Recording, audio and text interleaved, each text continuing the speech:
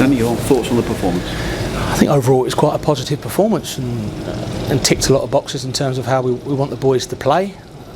But the execution was missing slightly tonight, wasn't it? Whether it was some missed chances, numerous corners that kept hitting the front man. It was that real frustration tonight that it wasn't quite landing to our player, or the cross wasn't cut back to the right person. And how many times you've been involved in football and left these grounds sometimes as the home team, and you've lost 2-1 in the last minute through a counter-attack. So we wanted to get the win. We wanted to be in those playoffs tonight, believe me, but it wasn't to be. I think we're all very frustrated, probably the most frustrated we've been as a bench first half, with a lot of things that went on. And when we got the equaliser, you're back to kick on, but then they're bringing on Lowell Taylor. They've got threats all over the pitch that are going to hurt us at any minute. Payne's a good player, and Hopper. So we have to respect them, respect the point, and it's another game unbeaten.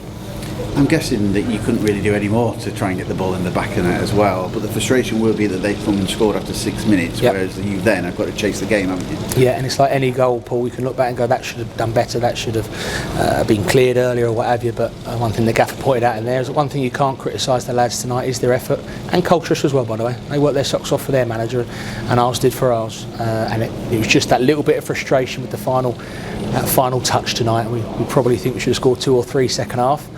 It wasn't to be, and when you don't win, you certainly don't lose. So there's work to improve on. There's things to have a little practice up on, and when we come in on Thursday. But for here and now, as I say, I don't want to keep banging on about it, but you have to respect the point and enjoy the fact that we had more of the ball. But yeah, we wanted to be a little bit more ruthless today in that final third.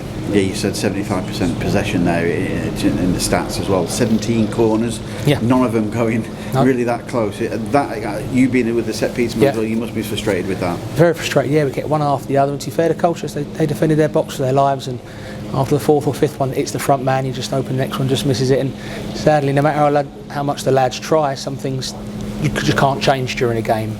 So you're either hoping for a bit of luck or something just drops to you, but you're also counting on your defensive boys. While we're not adding to the one goal we've got to our name, we don't concede, especially near the end of the game where they're loading the box and they're getting the ball up to Taylor. So yeah, I think a lot of things were frustrating tonight from start to finish. It won't go down in the record books as the greatest night ever, but what I will say is that I think for the large periods of that game we played the Chesterfield way. We played really well, we created good things, especially second half near the end of the game, and it wasn't to be, sadly. James Berry hitting the post and the bar, I mean, that must give an indication of how frustrating that game was going to be. How that didn't go in, I'm not too sure, but again, it was one of those, he could have consolated figure. He looked really despondent when he had to come off at the end there. Everyone's disappointed when they get sub. We can't say we're lucky. I think you have to give Colchester a lot of respect. You make your own luck. They put their bodies on the line, especially at the very, very end there, when Crackers has got through and you think, this is it, we're going to win the 98th minute. And their lad put a tremendous block in. So yeah, we're disappointed with our cutting edge at time and final balls and deliveries, but you have to give Colchester a lot of credit for the work rate and the amount of bodies they put on the line at that final piece of the jigsaw for us.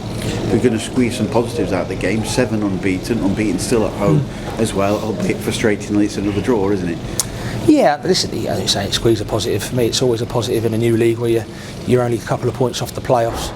You're playing a well-established league team in Colchester, and we're coming away disappointed that we haven't scored not just 1 but 2 or 3 in the second half. So it's a huge positive to be unbeaten. You can't help but think if we'd added 2 points here, or the 2 points maybe against Cheltenham, we would have been up a lot closer near the top of the table. But we got a Morecambe win Saturday, we probably near as damn it be in the top 7. So it'll come sooner than later.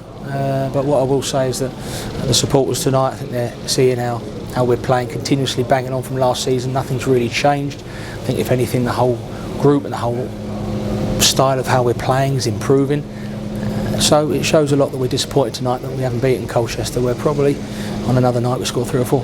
Made 5 changes to the side. Is that with 3 games in a week, a bit of fatigue as well? Yeah, like I say to you many a time, we've got a good squad. No point having a good squad if you're not going to utilise it. There's always things and debates after, which are great debates amongst people about he should have played or he should have come on. That's football, that's great.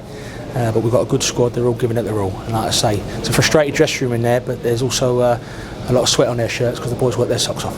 One thing I want to ask as well is how to break down sides. We've seen Bromley go to Doncaster tonight and win 1-0 as well. They've done a Bromley, haven't they? Really away from home. Colchester almost came and got 3 points here. How is it that you can break down sides that we're really looking for a point? I think the way we did it, we missed some good chances. We had 17 corners, so you can't really do much more than that.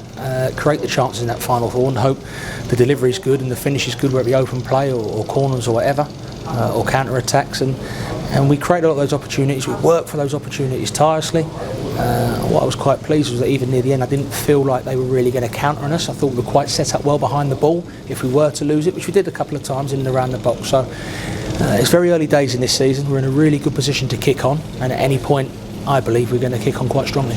Morecambe on Saturday, they're obviously fighting for their lives at the moment. I know it's early doors, but they've struggled really. They've picked up some good results in recent weeks, so be a bit feisty. I think Paul Cook's got a bit of a history with their manager as well, so you'd be having to step in between them, I think, Danny. No one wants to see that.